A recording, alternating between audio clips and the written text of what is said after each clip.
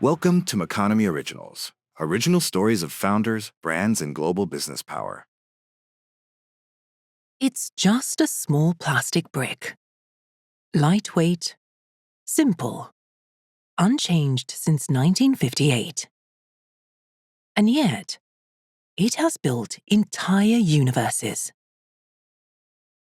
From bedrooms to boardrooms, from playgrounds to Hollywood, Lego has shaped generations.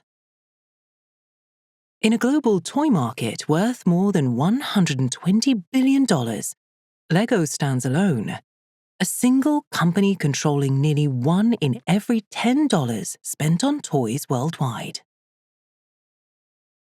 What if the most beloved toy in the world almost didn't exist? Discover the incredible journey of a small, struggling carpentry shop that dared to dream bigger than anyone thought possible.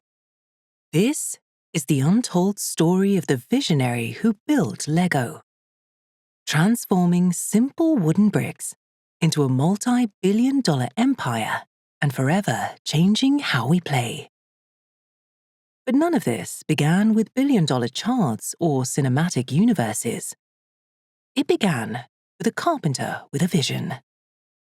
In a tiny Danish village, one man had a dream: building toys out of scraps of wood. Ole Kirk Christiansen was born in 1891 in Western Denmark, a place defined by silence, soil, and hard work. He grew up poor, like most children in the Jutland countryside, but he learned the value of craftsmanship early. When you made something, it had to last. He apprenticed as a carpenter. It was not a really glamorous work, but meticulous, honest, a craft that matched Ole's character and manners. Ole travelled through Denmark, Germany, and Norway. Everywhere he went, he left a reputation: precise, patient, relentless. In 1916, Ole returned home and bought a workshop in a place that barely existed on the map: Billund. No shops, no train station, just a handful of families trying to survive the Danish winds. But 8 years later, disaster struck. In 1924, a fire tore through his workshop. Everything burned: tools, wood, orders, and a lifetime of savings. All gone. But Ole didn't quit. He rebuilt. And rebuilt bigger than before. Not because it was safe, but because he refused to let Billund disappear into the wind. Then came the Great Depression. Houses weren't being built. Doors weren't being ordered. Bills weren't being paid. Ole had workers depending on him, families depending on him. So he did something unexpected. He began crafting small wooden toys. They were simple, durable, and beautiful. Locals mocked him. A grown man making toys for children. You'll never survive. But Ole believed that play and fun was a serious business. In 1934, he held a contest to name the new toy company. He chose a short word: Lego. It was not only a simple idea, but a philosophy and a promise. He hung a sign in the workshop: only the best is good enough. It wasn't marketing. It was his identity. In 1942, Ole faced another fire. This time it was bigger, more devastating. Every blueprint, every toy, every dream he had turned into smoke. But he had built himself for hardship. And once more, he rebuilt the factory, stronger than the two previous ones. In 1947, at the worst economic moment, Ole made the riskiest choice of his life.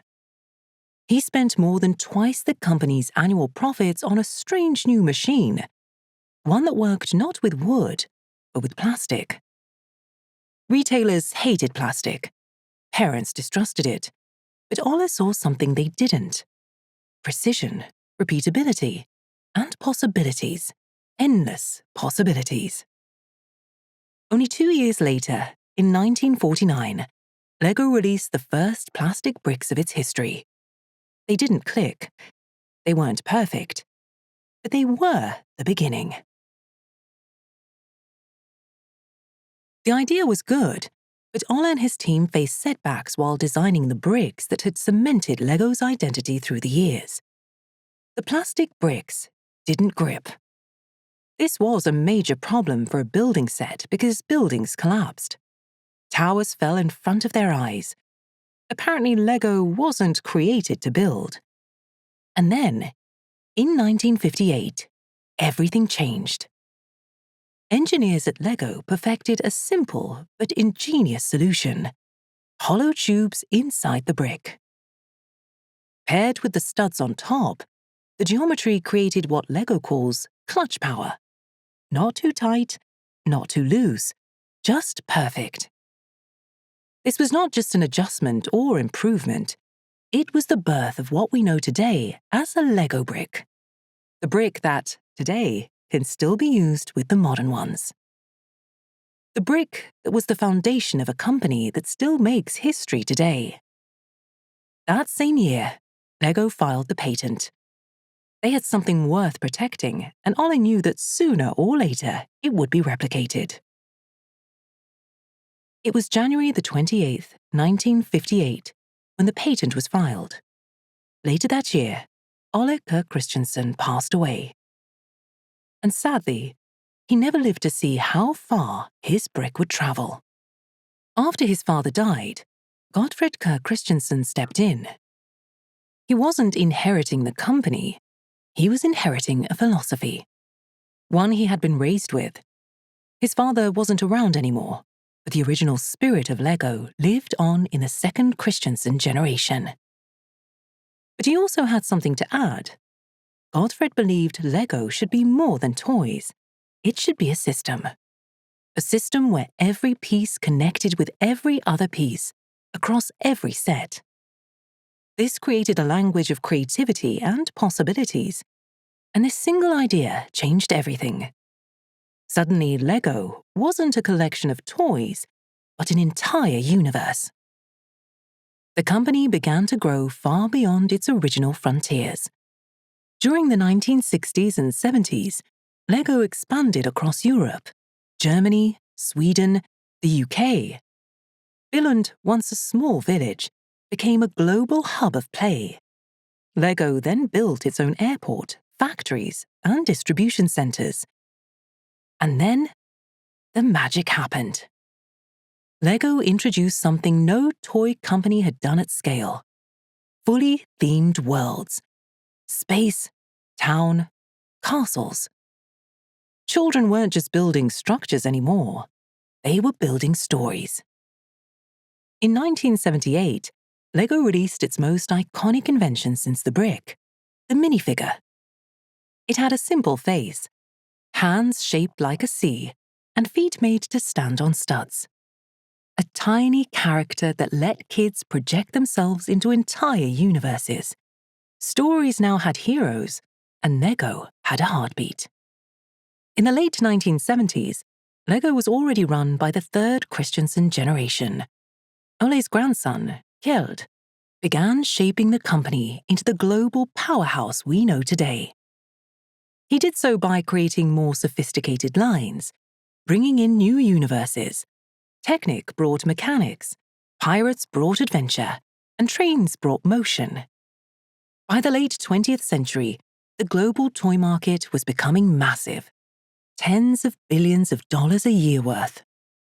The United States spent more on toys than any country on Earth, and China produced most of them, nearly 3/4 of the world's total. In this booming landscape, Lego wasn't just another toy, it was the toy. By the late 1990s, Lego was flying high. It had become one of the most admired companies in Europe, a creative powerhouse built on the philosophy of imagination and creation. But it's not all gold that glitters. Under the surface, something dangerous was creeping in. The toy market was changing fast. Children were spending more and more time with video games and early computer entertainment. Sony's PlayStation, Nintendo, and Hasbro's electronic toys were capturing attention. And Lego, determined not to fall behind, expanded too far, too fast. Throughout the 1990s, Lego began introducing thousands of completely new pieces, specialized parts that not only worked in one set. A single year could bring more than 350 new designs, each of them costing tens of thousands of dollars in steel, machining, and precision engineering. In 2002, Lego had more than 12,000 active elements. The system of play, once simple and universal, was becoming chaotic and difficult to follow. Lego also tried becoming a lifestyle brand. New ventures appeared everywhere: clothing lines, theme parks, home goods, cartoon series, even watches and sneakers. But these projects drained resources without reinforcing the core product, the brick.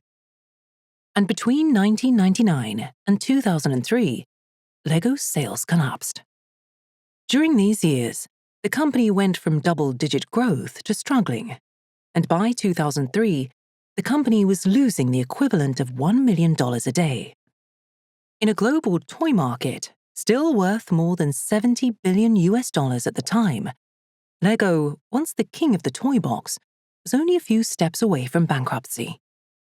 Times were dark, but a spark of genius appeared. In 1999, Lego signed its first ever licensing deal with no other than Lucasfilm. The timing was perfect. Star Wars Episode I was about to hit theaters. Hype was global, and the first Lego Star Wars sets were instant hits. Not just with children, with adults. Collectors lined up to buy the X-Wing, the Snowspeeder, or the first Millennium Falcon. For the first time in Lego's history, adults, including those in their 30s and 40s, were buying sets for themselves. This kidult demographic would later become one of Lego's most profitable segments. More licenses followed: Harry Potter, Spider-Man, Batman, Indiana Jones, and later the newest Marvel Cinematic Universe. Even though Lego learned that storytelling sells, in 2004 losses were mounting and survival was uncertain. And then, the company made a radical decision. For the first time in its history, the company appointed a CEO from outside the Christiansen family, Jürgen Vig Knudstorp, a 35-year-old former McKinsey consultant. He was calm, precise, analytical, and brutally honest. His diagnosis was simple: Lego had forgotten what made it Lego. Knudstorp cut the number of unique elements by nearly 50%. He sold off the theme parks. He shut down unprofitable production facilities. He centralized supply chains, standardized materials, and brought back discipline to the system. But more important, he put the brick back at the center of the company. This turnaround didn't happen in isolation. The global toy industry was undergoing a seismic change. China was producing nearly 75% of the world's toys, being the largest manufacturing consolidation in toy history. Meanwhile, the United States had become the single largest consumer, responsible for nearly 1/3 of the global toy spending. By 2005, the toy market was worth close to $80 billion, but it was brutally competitive as well. Seasonality was extreme. Nearly half of the annual toy sales occurred in just 3 months, from October to December. Companies lived or died by Christmas. Mattel was battling declining Barbie sales. Hasbro was betting its future on Transformers and board game reinventions. Electronics were eating market share across every age group. In this scenario, Lego rebuilt and refocused, and then began rising above all of them. Between 2008 and 2015, Lego entered a new era, a renaissance driven by design, storytelling, digital engagement, and adult passion. The company launched the Ultimate Collector Series, producing the largest, most detailed models in toy history. Lego architecture brought landmarks to coffee tables. Modular buildings turned living rooms into miniature cities, and adults were no longer hiding their Lego hobby, but embracing it. The adult fans of Lego skyrocketed. Forums, conventions, fan events, engineering clubs, a global movement emerged. By 2014, adults accounted for nearly 1/3 of Lego sales. It was a radical shift in the economics of play, and then came the cultural explosion. In 2014, the Lego Movie shattered expectations, earning nearly $500 million at the box office. What started as a toy was now pop culture. By the mid-2010s, Lego was the world's most valuable toy company, even surpassing Mattel, Hasbro, and every other competitor. The brick that started it all was no longer just a product. It was a global icon. The Lego Group stands today as one of the most efficient, profitable, and culturally influential toy companies on Earth. Its factories run with near-perfect precision. Its design teams develop thousands of prototypes each year. Its supply chain delivers billions of bricks that must all fit together flawlessly across decades. In a global toy market worth roughly $120 billion a year, Lego commands nearly 9% of all worldwide toy sales. No other toy brand, not Barbie, not Marvel figures, not Nintendo merchandise, maintains such consistency across continents, genders, and generations. And unlike most toy companies that outsource manufacturing, Lego controls a significant portion of its own production, with major hubs in Denmark, Hungary, Mexico, China, and the Czech Republic. This vertical integration reduces risk, stabilizes quality, and protects one of the most important values in the company's DNA: precision. Every Lego brick must be manufactured with tolerances thinner than a strand of hair. If the clutch is too tight, the model breaks. If it's too loose, towers collapse. Across billions of pieces, perfection is not an ambition. It is an engineering reality for Lego. This level of detail gives the company one of the highest brand trust ratings in the world. Parents know the bricks will last. Adults know the sets will impress. Collectors know the investment will hold value. The modern toy market is a machine of impulse, tradition, celebration, and nostalgia. In 2025, global spending on toys approaches $120 billion, nearly double what it was 2 decades earlier. The United States remains the world's largest consumer, accounting for roughly 1/3 of global sales. A typical American household with children may spend $300 to $400 per child per year on toys. This is more than 5 times the global average. Europe forms the second largest bloc, with strong purchasing power in Germany, the United Kingdom, and France. Asia-Pacific is rapidly growing, especially in China, South Korea, and Japan, driven by rising middle classes and urban lifestyles. But the most important shift of the last decade is not geographic. It is demographic. Adults, once considered irrelevant to the toy industry, are now one of the most powerful forces. This growing segment, commonly called the kidult market, now represents between 25% and 30% of all toy purchases worldwide. Adults buy toys for nostalgia, for stress relief, for display, for identity. Lego is the undisputed champion of this movement. Its premium sets, Technic hypercars, Star Wars Ultimate Collector Series, iconic landmarks, regularly exceed prices of $300, $500, even $800. They sell out within hours. They hold aftermarket values like fine collectibles. This adult segment has reshaped the entire financial landscape of the company. It provides stability when children's trends shift. It creates recurring revenue from loyal fans. And it strengthens LEGO's position as a cross-generational brand, something few toy companies have ever achieved. Seasonality still dictates much of the global toy market. Every year, nearly half of all toy sales occur between October and December. Companies live or die by holiday forecasting, inventory strategy, and shipment timing.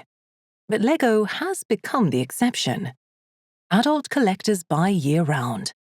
Digital experiences drive sales outside the holiday season. Licensed launches create anticipation even in slow quarters. LEGO has effectively freed itself, or at least partially, from the seasonal dependency that has defined the toy industry for over a century. The brick is physical, tangible, mechanical. But LEGO's success in the 21st century extends into digital worlds. Star Wars, Batman, Marvel. These games defined an entire generation of family-friendly titles. They sold tens of millions of copies. They introduced humor, storytelling, and simplicity to a medium often dominated by complexity.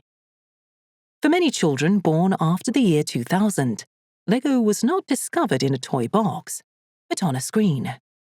The cinematic leap came in 2014, when the LEGO Movie premiered to global acclaim. It earned nearly $500 million. Most importantly, it reframed LEGO as a cultural idea, not a product. The film taught a global audience that creativity matters, that imperfection is beautiful, that building and rebuilding are not failures, they are the process of play. LEGO Batman expanded the concept. LEGO Ninjago created an entirely new generation of fans. And LEGO Masters on television turned building into a competitive art form. The brand had moved beyond toys, beyond stories, beyond bricks. It had become part of a cultural grammar of the 21st century.